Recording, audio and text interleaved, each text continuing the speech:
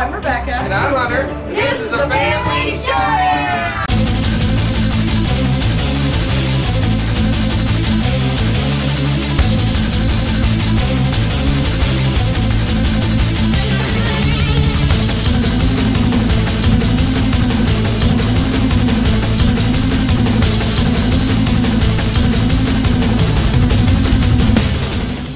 Howdy folks, welcome to my top 100 games of all time as of October 2017.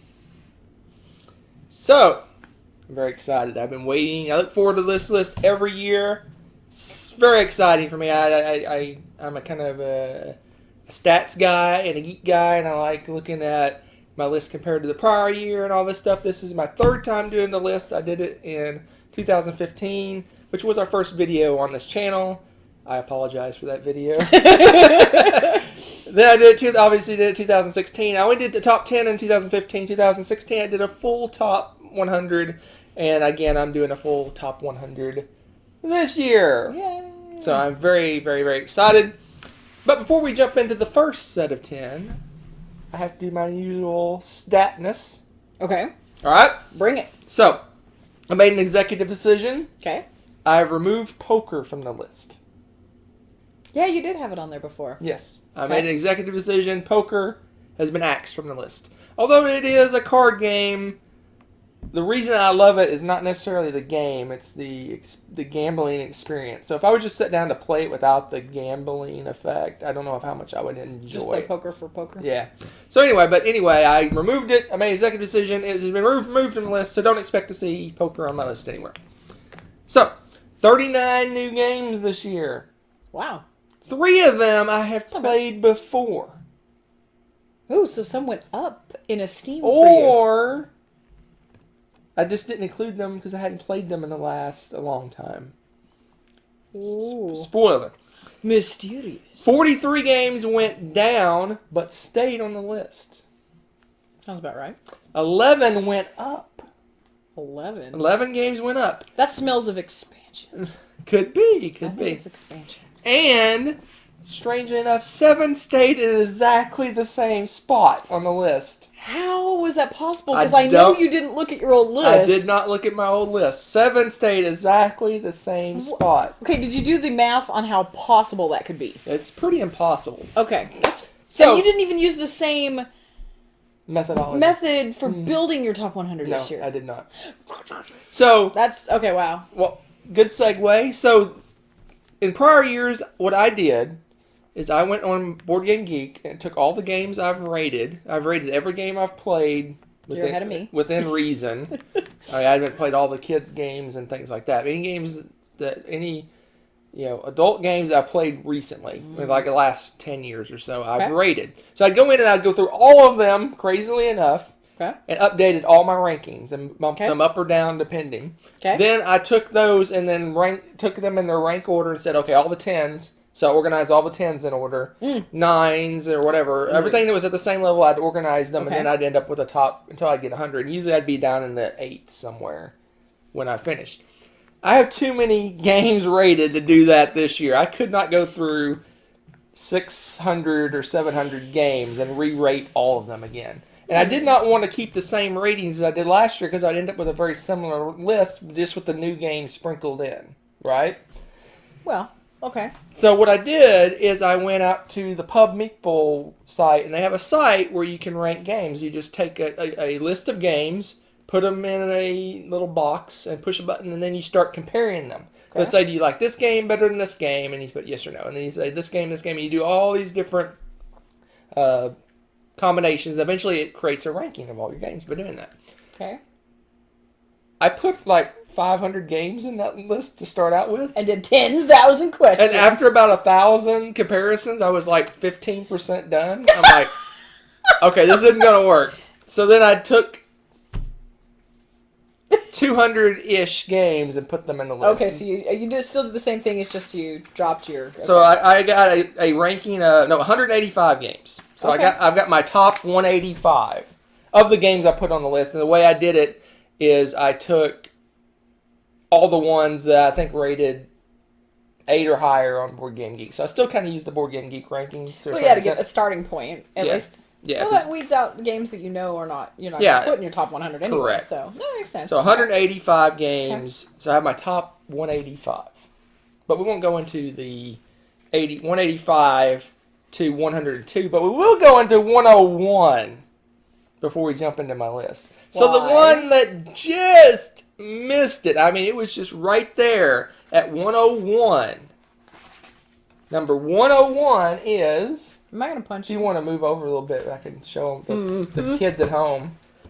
What? My 101 just missed the list. Is Mystic Vale. We're about to have some technical difficulties. I wanted to get the thing started right, so I had to say what my 101 is. Mystic Vale. Rebecca loves this game. I like this game a lot. I mean, 101 is still it's still good. It's still pretty amazing. Even out of just our collection, that's good. Yep. Really, because we have a lot of games now. Yes. So we are ready to roll. We're going right into my top 100. We're going to do 100 to 91 this time. Do I need to do 100? Do I need to do your... I don't think you can if you want.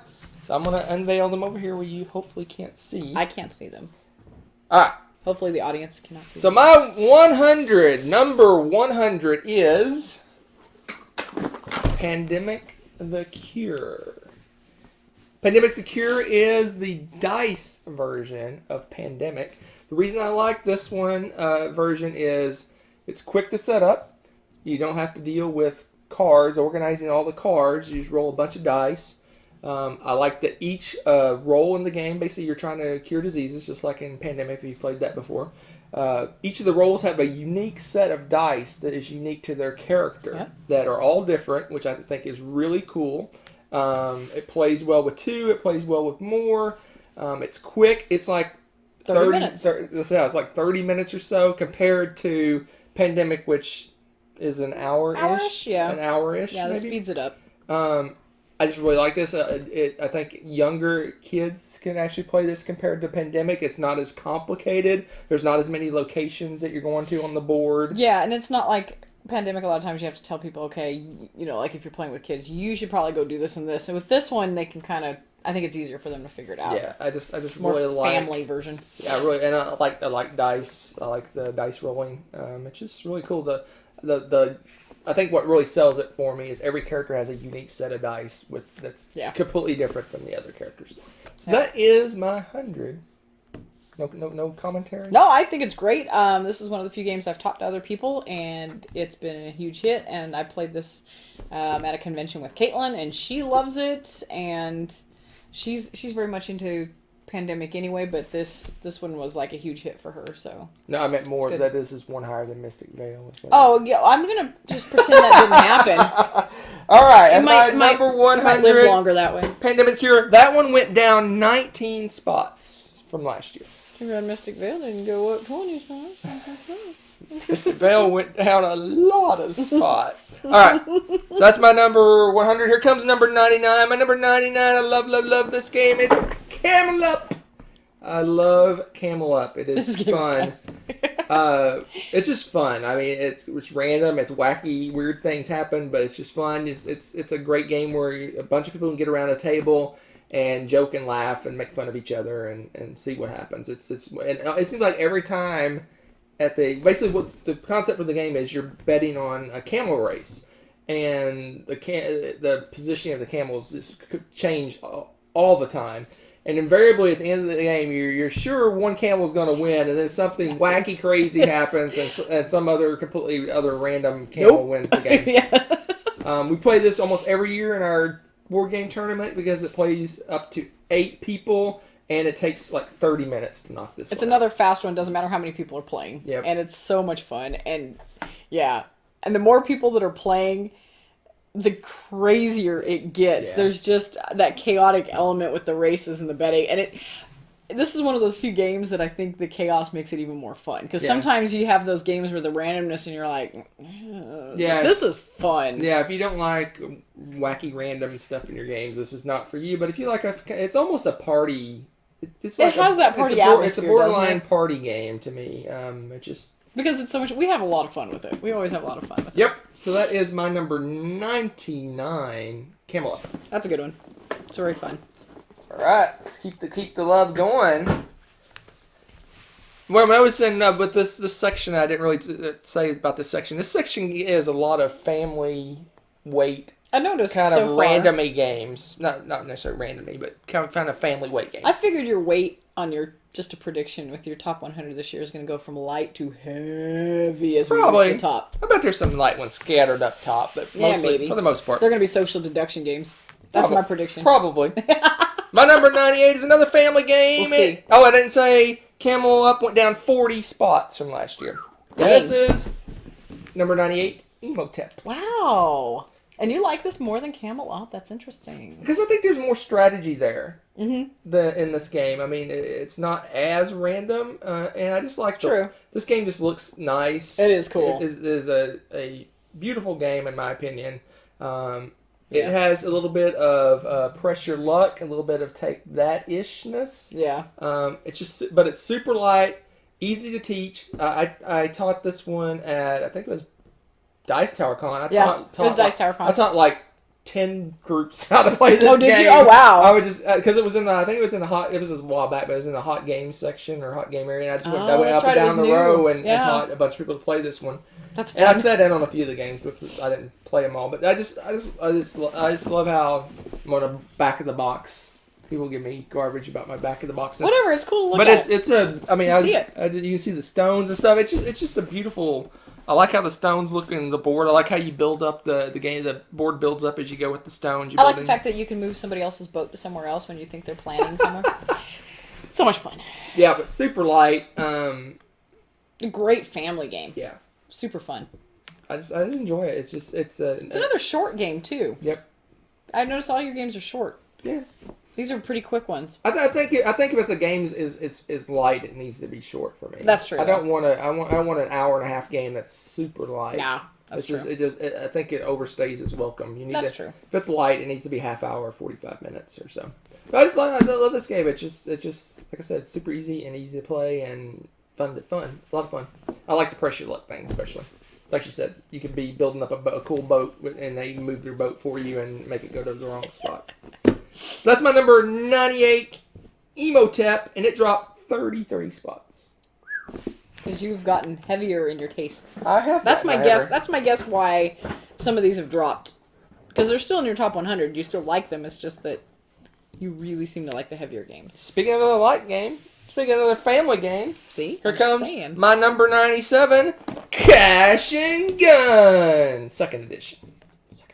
We need to get the expansion stuff. We probably do need the expansions for this. The girls love this game.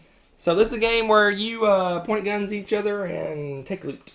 So it's another party-ish kind of game, another light game, another short 30-minute game. You can no matter how many people are playing. Yep, it plays 4 to 8. Super fun. Super fun. Basically, you're a bunch of thug robber types. Gangsters. There you go. Gangsters. That's a good one too. And you've gone and done a heist of some kind, and you're going back to your hideout, and you're going to divide up the loot. And when you're about to divide it up, you all pull guns on each other and fight it out over who gets the loot. And basically, if someone points a gun at you, you can either stay in or get out. But if you stay in and they actually shoot you, because some bullets are real, some are fake, you get shot, you take damage, and you don't get loot anyway. Or you can stay in and risk it, but maybe you get lucky and no one points the gun at you. And everybody that's left gets to divide up the loot, and you do that like a bunch of times, 8 times maybe. Yeah, several rounds. And then whoever has the most loot at the end wins the game.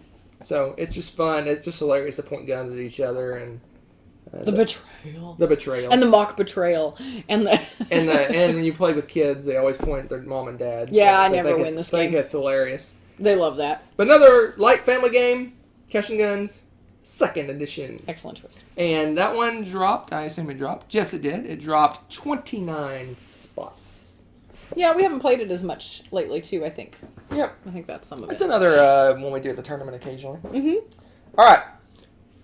I didn't say when I started out, I was, to kind of catch things up, There is 3 new games in this section. There of 10. are 3? 3 new games in this section of 10. Actually, that makes sense that they'd be emerging onto your top 100. And the reason I say that is because the next one is a new game to the list. Ooh. It's going to be another heartbreaker for Rebecca, but it's my number. If it's in your top 100, it's my number 96. Oh, The Pursuit of Happiness. I think I have to take issue with you.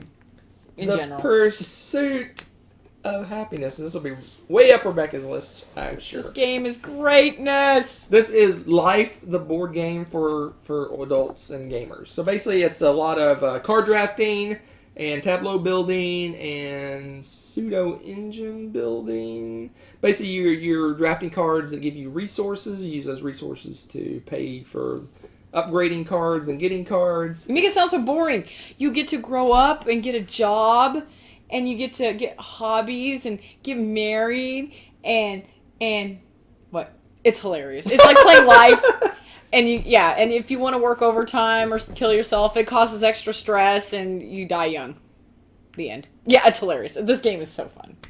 We love this game. Yes, it is hilarious. And what I like about it is, like she said, you basically do your life from beginning to end, and then you look down and like, I was a board game collector, and that rode motorcycles, and I had a big motorcycle, and I had a video game collection, and I married a person, and I got a job as a chef, and it's like the random stuff you do.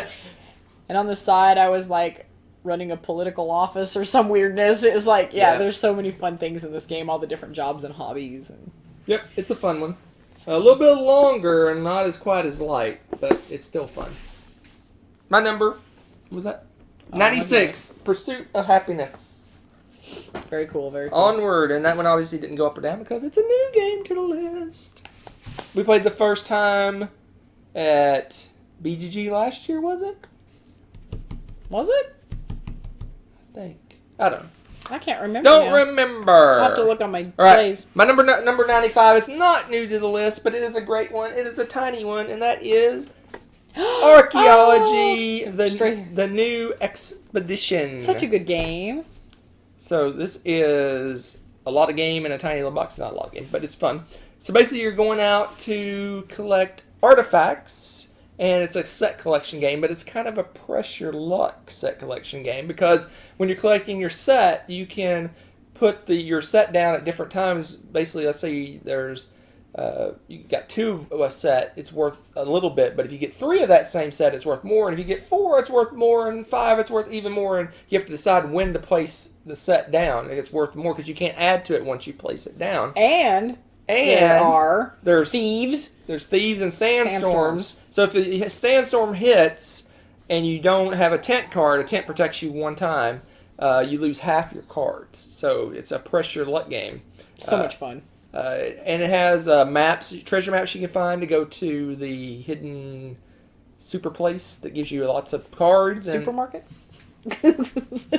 So this is a cool little game. It's awesome. It's really fun.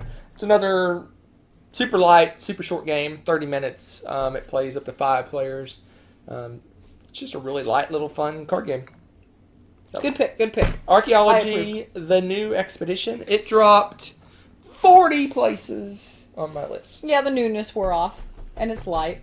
Well, I got 40 new games to the list, so things have to go down. Something have to give, yeah. Something has to go. But that's such a great game. I love that game. That's another one of those that's really portable. It's fun to throw down with people that don't even have to know how to game per se, because it's a card game and it's really easy to teach. I really like that one. Okay. Super fun. All right, so here comes the first heavy game. Ooh. And it is a new game to my list. What number is this? This is number 94. Oh, it took him 6 whole places, people. Here comes the heavy. Ooh, good pick. Fields of Arle. Oh, we need to play this again. Fields of Arle. Such a good game. So, I really like this one. This is another heavy Rosenberg game, Uwe game. But it's only for 1 or 2 players. Super heavy. It takes couple hours to play. Basically, you're clearing off your fields and building things on them. It's standard Uwe goodness. You have little wagons and all sorts of craziness on it. This is not really raising tons of animals. It's more like all kind of crop-based type things. Super fun. Really fun game. It would be higher on my list, but there's so many good Uwe games. They kind of get scattered through the 100.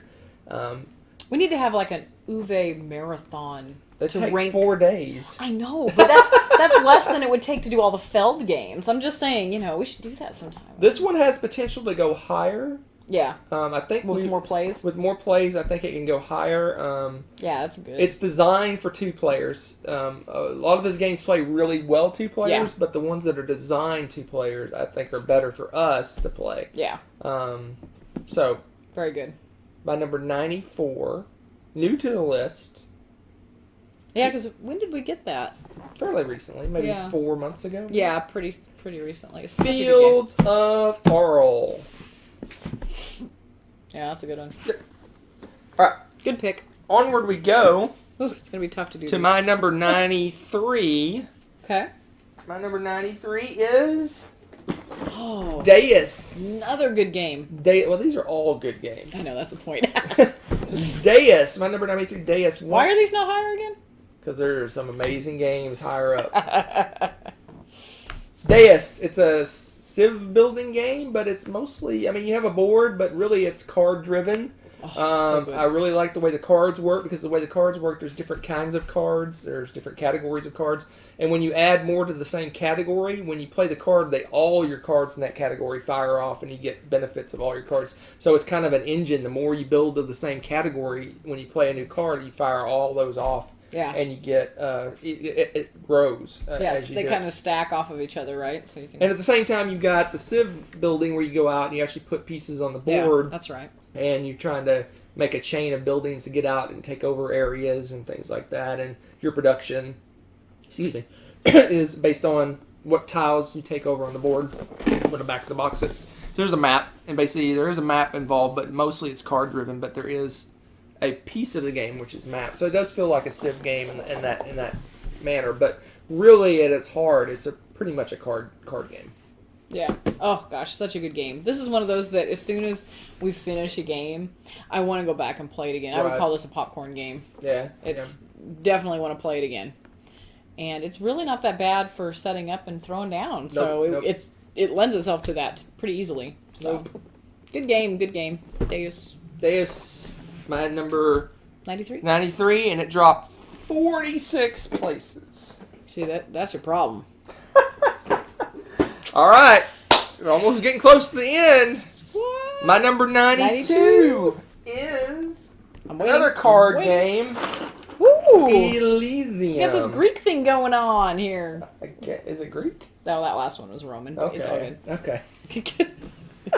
Elysium, another card game. I like this one slightly more than Deus because I really like the way you draft the cards. Basically, you have 4 pillars of 4 different colors, and as you draft the cards, you lose pillars, and that limits what you can draft in future rounds of the same, future turns in the same round.